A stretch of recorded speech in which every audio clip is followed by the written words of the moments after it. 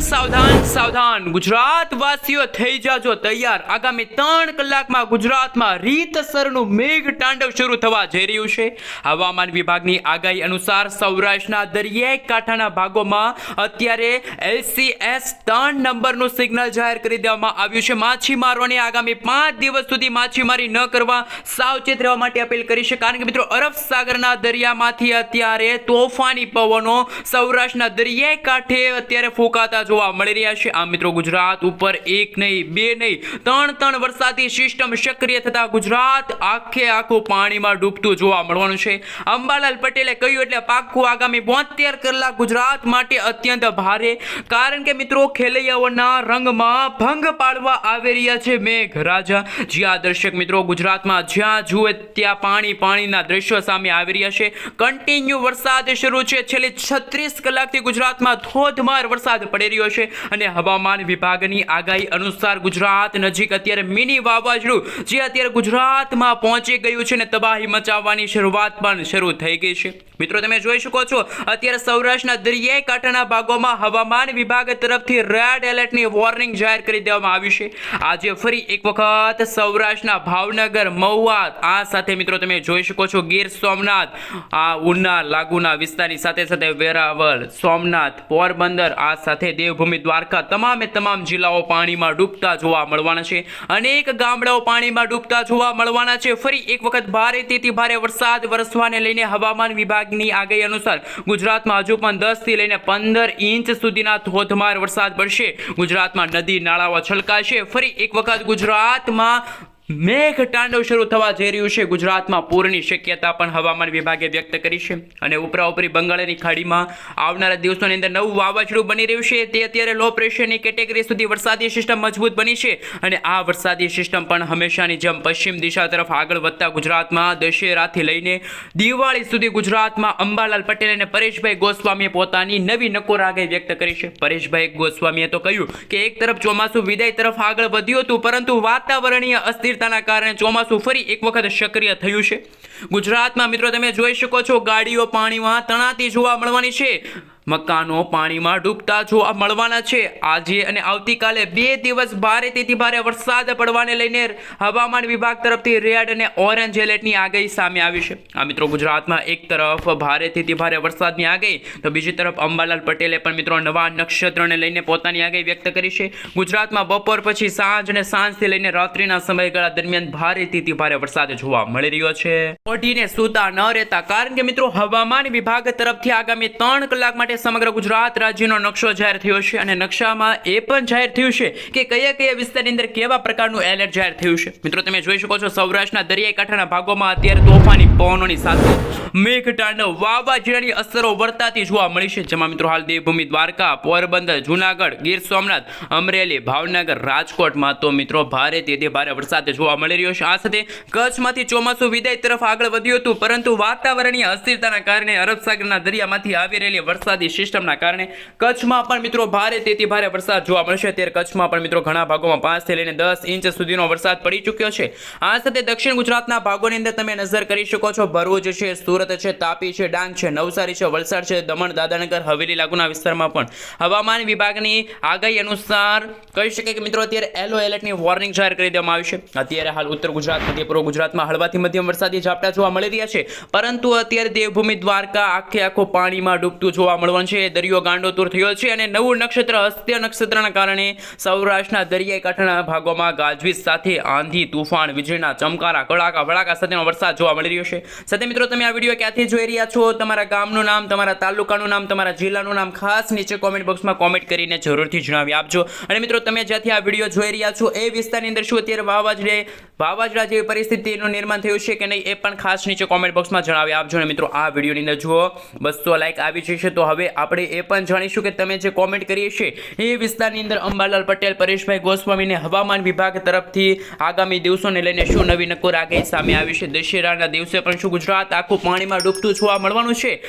તમામ હવામાન સમાચાર આ માત્ર એક જ YouTube channel Gujju Weather YouTube ચેનલના માધ્યમથી મળી જાય, તો ખાસ ચેનલને સબસ્ક્રાઇબ કરી વિડીયોને લાઈક કરવાનું ના ભૂલતા। સેટેલાઇટ પિક્ચરના માધ્યમથી જાણીશું કે શું ખરેખર ગુજરાત નજીક જે આ વાવાઝોડું આવ્યું હતું એ વાવાઝોડું આગળ વધી ગયું છે. શું મિત્રો આ વાવાઝોડું ફરી એક વખત યુ ટર્ન લેશે અને ગુજરાતને ધમરોળશે? મિત્રો તમે તમારા મોબાઈલ સ્ક્રીનની અંદર જોઈ શકો છો હવે કચ્છનો વારો, કચ્છ ડૂબશે પાણીમાં. જી આ દર્શક મિત્રો, કચ્છના અને અરબ સાગરના દરિયાઈ કાંઠાના વિસ્તારોમાં અત્યારે ફરી એક વખત વરસાદી કરંટ જોવા મળી રહ્યો છે. તોફાની પવનો દરિયાઈ મારફતે આગળ વધી રહ્યા છે. એક તરફ ચોમાસું વિદાય તરફ કચ્છમાં આગળ વધ્યું હતું, પરંતુ વાતાવરણીય અસ્થિરતા અને બંગાળની ખાડીમાંથી બની આવેલું વાવાઝોડું કે જે અત્યારે ગુજરાત નજીક પહોંચીને ડિપ્રેશનની કેટેગરીથી મજબૂત બનીને ડીપ ડિપ્રેશન કેટેગરી સુધી મજબૂત બન્યું છે. શું મિત્રો આ વાવાઝોડું છે યુ ટર્ન લેશે? કારણ કે મિત્રો નવરાત્રિમાં ખેલૈયાઓના રંગમાં તો ભંગ પડી ચૂક્યો છે. છેલ્લા 3 દિવસથી ગુજરાતમાં સાંજે અને રાત્રિના સમયગાળા દરમિયાન તો વીજળી પડતી હોય, વીજના ચમકારા, કડાકા ભડાકા, ઠંડેશનો મેગ્નિફિટીના ભાગરૂપે ભારે તો અમુક ભાગોમાંથી ભારે વરસાદ જોવા મળી રહ્યો છે. અને ઉપરાઉપરી બંગાળની ખાડીમાં નવું લો પ્રેશર બની રહ્યું છે. આ લો પ્રેશર પણ સતત ગુજરાત નજીક આવતું હોવાના કારણે હવામાન વિભાગે કહ્યું કે ખાસ કરીને દિવાળી સુધી ગુજરાતમાં ભારેથી ભારે વરસાદ જોવા મળશે.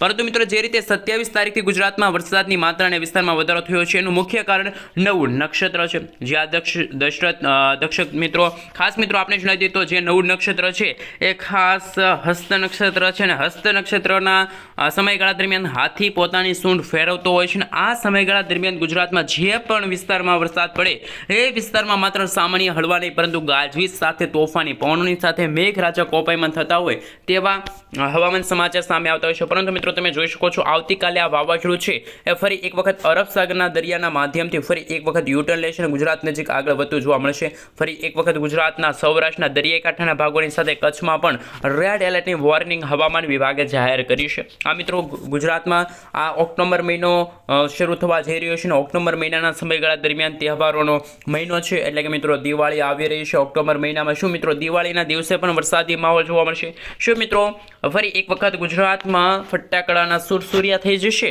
શું મિત્રો અત્યારે તમે જોઈ શકો છો એ રીતે આગાહી સામે આવી રહી છે, આગાહી સાચી પડવા જઈ રહી છે. કારણ કે બંગાળની ખાડીમાંથી વાવાઝોડાવાળી વરસાદી સિસ્ટમ ગુજરાત નજીક પહોંચી ત્યારે સૌપ્રથમ દક્ષિણ ગુજરાતના ભાગોમાં તબાહી મચાવી હતી આ વરસાદી સિસ્ટમે. ત્યાર પછી છેલ્લા 2 દિવસથી સૌરાષ્ટ્રના ભાગોમાં વાવાઝોડું તબાહી મચાવતું જોવા મળી રહ્યું છે. જ્યાં મિત્રો આગામી 3 કલાકમાં ગુજરાતના કયા ભાગોમાં ભારે તો અમુક ભાગોમાં ભારે વરસાદની આગાહી સામે આવી છે એ તમે જોઈ શકો છો.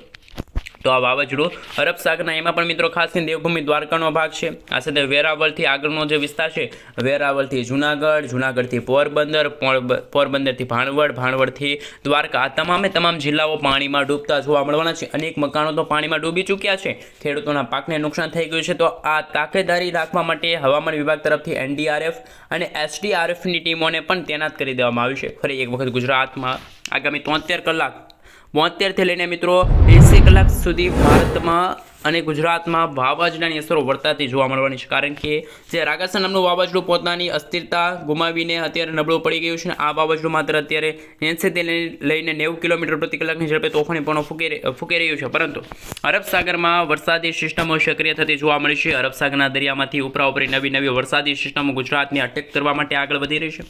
આમ એક તરફ મિત્રો નવરાત્રિનો સમયગાળો ચાલી રહ્યો છે, દશેરા પણ આવી રહ્યા છે અને દશેરા દરમિયાન પણ ગુજરાતમાં વાદળછાયું વાતાવરણ તો ખેલૈયાઓના રંગમાં ભંગ પાડશે. આજે મિત્રો વાત કરવામાં આવે તો આજે ગુજરાતમાં સાર્વત્રિક વરસાદ પડ્યો. અમુક ભાગોમાં સારો તો અમુક ભાગોમાં વિનાશક વાવાઝોડાની અસરો વર્તાની. અને આ વાવાઝોડું મિની વાવાઝોડા સ્વરૂપે છે અને વર્ષ 2025માં પ્રથમ વાવાઝોડું ગુજરાત નજીક આવ્યું. મિત્રો આ વાવાઝોડું છે બંગાળની ખાડીમાં સૌપ્રથમ લો પ્રેશરની કેટેગરી સુધી મજબૂત હતું. ત્યાર પછી તે 26 તારીખના રોજ આગળ વધીને વેલમાર્ક લો પ્રેશરના એરિયામાં કન્વર્ટ થયું. ત્યારે મિત્રો 27 તારીખે તે મુંબઈ મહારાષ્ટ્રના દરિયાઈ કાંઠે પહોંચ્યું. જ્યારે 28 તારીખના રોજ અને આજે 29 તારીખ છે, આ 2 દિવસથી ગુજરાતમાં આ વાવાઝોડું તબાહી મચાવતું જોવા મળી રહ્યું છે. જેમ જેમ સમયગાળો પસાર થતો જશે તેમ આ વાવાઝોડું પોતાની અસ્થિરતા ગુમાવશે નહીં, પરંતુ થોડુંક આગળ વધશે, થોડુંક મજબૂત બનશે અને બંગાળની ખાડીમાં નવી લો પ્રેશરો બનતી જશે અને બંગાળની ખાડીમાં પણ આવનારા દિવસોની અંદર નવું વાવાઝોડું બનશે. જો મિત્રો 3 તારીખના રોજ તમે જોઈ શકો છો આ વાવાઝોડું યુટર્ન લઈને કચ્છના ભાગો તરફ આગળ વધશે. તો કચ્છ પણ ફરી એક વખત પાણીમાં ડૂબતું જોવા મળવાનું છે. કચ્છમાં પણ ચળ હોનારતે સર્જાશે. કચ્છ મિત્રો તમે જોઈ શકો છો 3 તારીખના રોજ પણ આ વાવાઝોડું સૌરાષ્ટ્રના ઘણા બધા ભાગોને અસર કરી શકે છે. એવી જ રીતે ઉત્તર ગુજરાત, મધ્ય પૂર્વ ગુજરાતના ભાગોમાં પણ મિત્રો 6 તારીખ આસપાસ છે એ બંગાળની ખાડીવાળી વરસાદી સિસ્ટમ ગુજરાતને નહીં પરંતુ પૂર્વ ભારતના ભાગોને અસર કરશે. આમ એક સાથે 2 વાવાઝોડા સક્રિય થઈ રહ્યા છે. એક અરબ સાગરના દરિયામાં વાવાઝોડું સક્રિય થયું છે. આ વાવાઝોડું હજુ પણ મિત્રો દિવાળી સુધી ગુજરાતના ઘણા બધા ભાગોને અસર કરી શકે છે તેવા હવામાન સમાચાર છે. 5 તારીખના રોજ તમે જોઈ શકો છો આ વાવાઝોડું કરાચી લાગુના વિસ્તારથી આગળ વધ્યું, એટલે કે મિત્રો ત્યાં ન પહોંચ્યું અને ઓમાન દેશ તરફ આગળ વધ્યું. અને 6 તારીખના રોજ જોઈ શકો છો તો ફરી એક વખત આ વાવાઝોડું હલનચલન કરતું જોવા મળી રહ્યું છે.